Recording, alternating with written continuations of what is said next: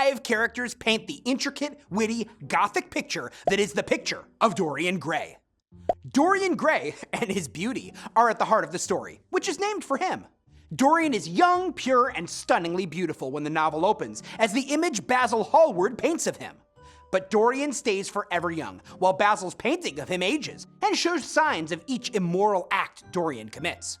Dorian becomes warped as time passes, becoming shallow, self-centered, and self-destructive.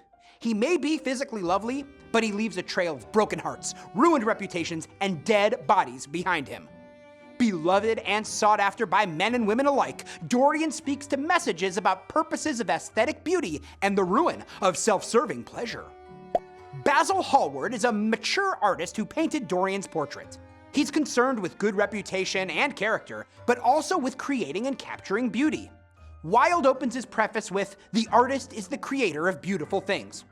Basil facilitates Dorian's supernatural status by painting this beautiful portrait, and his worship of Dorian underscores its creation.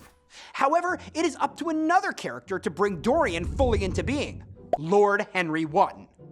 In the preface to this novel, Oscar Wilde writes, "The critic is he who can translate into another manner or a new material his impression of beautiful things."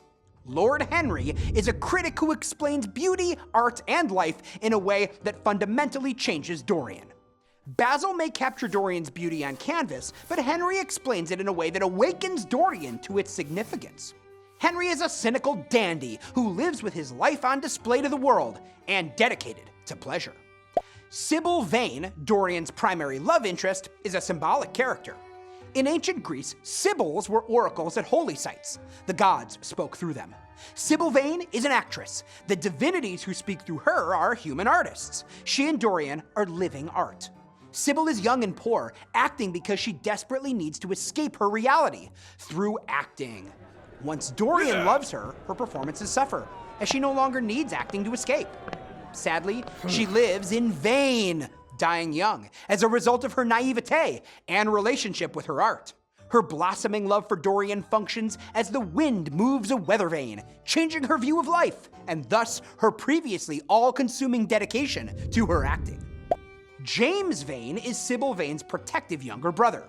He distrusts the aristocratic suitor whom Sibyl and their mother know as Prince Charming, vowing to kill him if he ever harms Sibyl. James joins the Navy and leaves for Australia just before Dorian dumps Sibyl and she takes her own life. Years later, James returns to England and finds Dorian, intending to kill him. Dorian points out that he is much too young to be the person James seeks. Realizing he's been tricked, he returns later to kill Dorian, but manages to be in the wrong place at the wrong time and is accidentally shot by one of Dorian's guests. James becomes the second person in his family to die violently through a connection to Dorian Gray.